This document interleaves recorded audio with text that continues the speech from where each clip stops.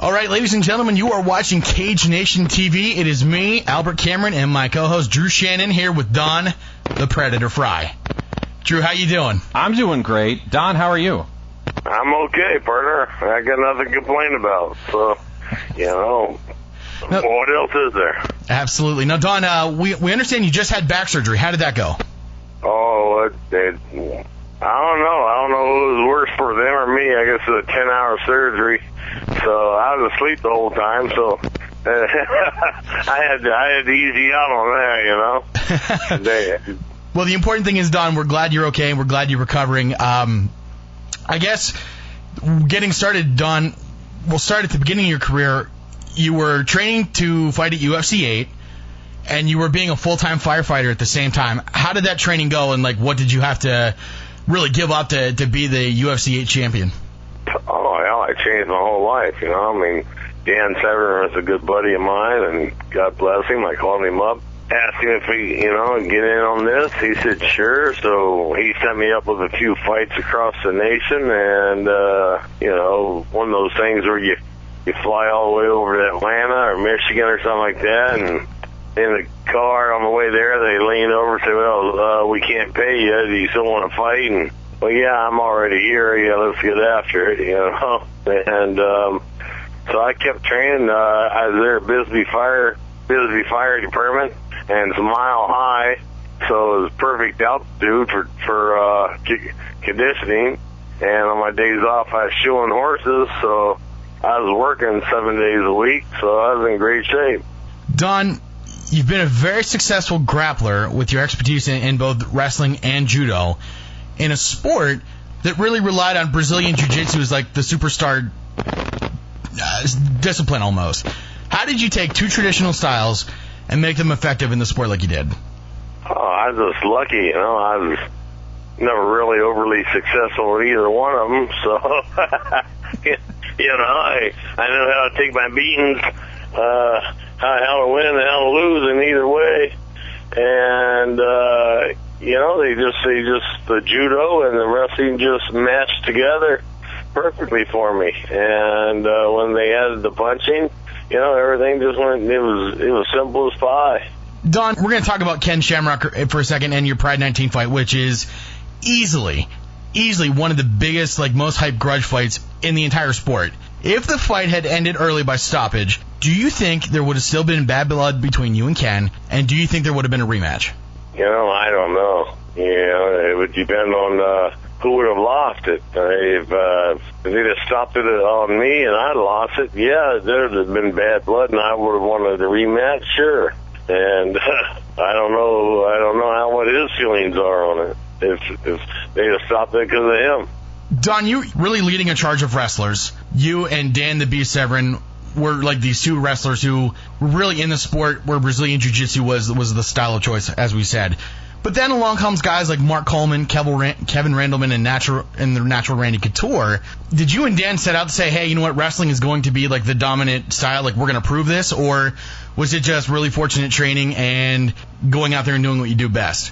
Nobody trains as hard as wrestlers do. So, every wrestler in there, they are all top of the nation of the sport. All the wrestlers that you named off, all except for me. And, so they walked in there knowing how to train, and they out-trained everybody, they outworked everybody, and then out-fought everybody. Now, Don, you've done a lot of extensive pro wrestling in Japan, where pro wrestling is a completely different world. Would pro wrestling in the United States have ever been an option for you? No, I went down there at WCW, had an interview with them, and didn't get along with them. And then Scott Ferrazzo and I went up to WWE, had an interview with them, and they didn't go very well at all either. So, they couldn't get us out of the building fast enough. So, no, here in the U.S. just wasn't an option, Neither one of us knew how to keep our mouth shut. Don, speaking, you just mentioned two of the biggest professional wrestling organizations probably in the country in the time. I mean, Drew, you're the pro wrestling guy more than I am. Right. I think that would have been huge to have a Don Frye in the WCW or the WWE. Well, exactly. But Don, I mean, whenever you got involved in professional wrestling, where did you ultimately want to take it? Oh, hell, you always want to be number one, and unfortunately, when you're a true athlete and a true fighter, you don't understand that pro wrestling is more politics than anything else, and they push, they put up there their best friends, or their brother-in-law or something like that, and they make him, the champion when he doesn't deserve it. So, it doesn't go along very well. Don, in everything you've done in combat sports, you've done boxing, you've done kickboxing, pro wrestling, and of course, mixed martial arts. If you had to choose one crowning achievement in the career of Don Frye, I mean, even though that career is not over yet, what would you say that crowning achievement is so far? Staying married to the most beautiful woman in the world and having the two most beautiful daughters on the planet. That's fantastic. Don, I got to tell you, on behalf of Married Man Everywhere, you got points. You were the king of us married guys. I got to tell you, that was great. Transitioning from the world of fighting into movies, you've been there. Public Enemies, The Ant Bully, Godzilla Final Wars. Do you think you'll make acting a primary focus in the near future? Is that something you're looking at doing, or what were your plans? Well, I'm open to it. I've been out here in L.A. for 2 years now, and I've got about 4 commercials underneath my belt. I'm still waiting for that movie deal or TV deal to come along like everybody else. So, like I said, I'm trying to learn to keep my mouth shut and sit on the sidelines and wait for my opportunity. Now, you mentioned television. You've been on TV, namely It's Always Sunny in Philadelphia on FX. Would you prefer film to television, or do you prefer television over film? What's your preference? You know what? Whichever one writes that best check and doesn't bounce. I hear you there, brother. I hear you there. Don, you were one of the first fighters to wear the grappling gloves in the days when they were entirely optional. Was there a benefit to wearing the grappling gloves with your style, with that boxing, wrestling, judo kind of thing? What really led to saying, hey, you know what, I'm going to wear these before really anyone else does? No, the benefit was that, like I said, I did a year and a half pro boxing. And, the Munoz, Al Munoz and his son, Mike Munoz, had taught me how to punch. So I knew how to, I knew how to put my whole body into the punch, which is completely different than how some of these other guys were throwing their punches. So when you sit down, you squat on your punch, you turn your whole body into it. You end up breaking a small bone, and I broke. Even though I had my hands wrapped and taped up and gloved up, and in the finals against Tank Abbott, I still broke my hand on that big old hard head of his. You mentioned Dan Severn, and I got to tell you, Don, I owe Dan Severn a personal debt of gratitude as well. He actually helped launch what I'm doing right now. So there's a lot of feeling there for the beast coming from me. But Dan Severn was in your UFC 8 entourage, and we know that he coached you a little bit at Arizona State. Did Dan help put his UFC experience into work in helping you get ready to not only be UFC 8 champion, but the Ultimate 2 champion? Well, of course. Like I said, I was there for when Dan was getting ready for the Ultimate 1, and I was basically his chief throwing dummy. And so I got observed his work ethics, and so I knew what it took.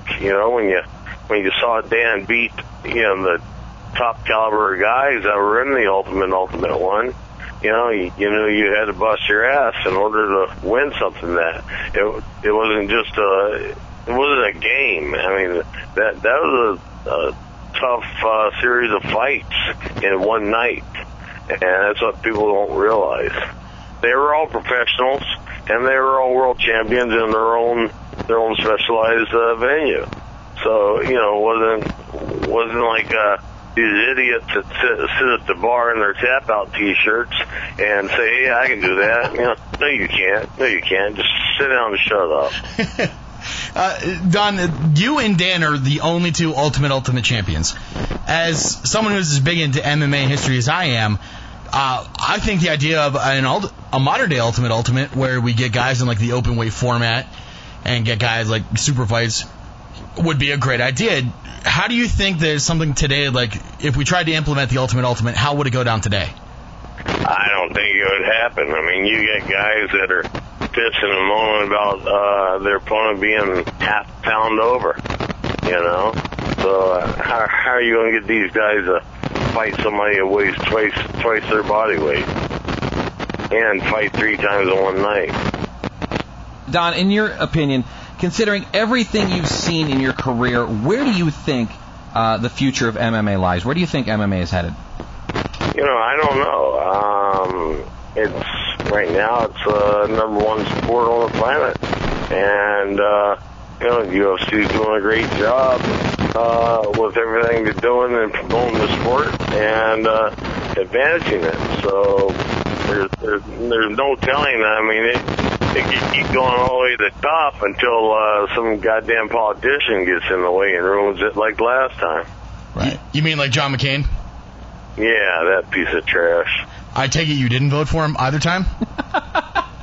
Oh, my God. You know. Don, there are a lot of guys from your era that have really come out and said that they have like really no love for the UFC, but you've been relatively quiet on the UFC part, whether it be the SEG group or Zuffa Entertainment as it is. What are your feelings about where you came from and where the UFC is now? Like, is there any like hard feelings? Is there anything that, you know, the Predator would rather see as opposed to what's going on now? You know, it's none of my business, partner. You know, I've been locked out, and swept under the rug. So it's, you know, that's where it is. It's none of my business.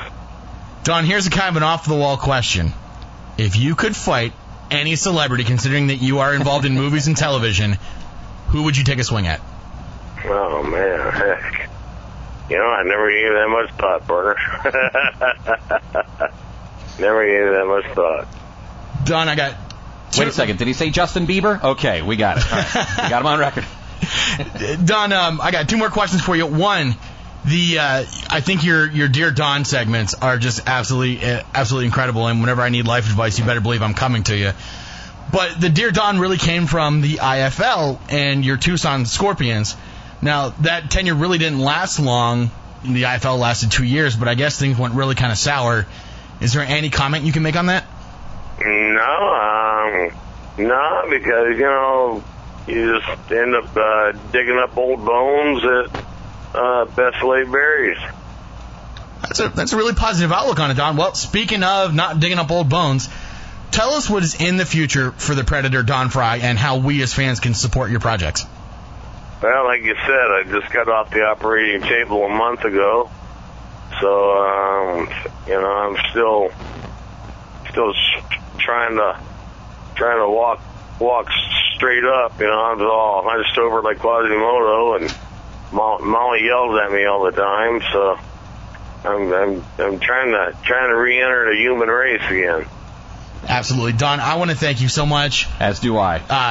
This is huge for me, Don, and to speak with you. I mean, you're a real legend in the sport and a truly a great guy. So I want to thank you on behalf of the entire Cage Nation. Thank you for talking to us, Don.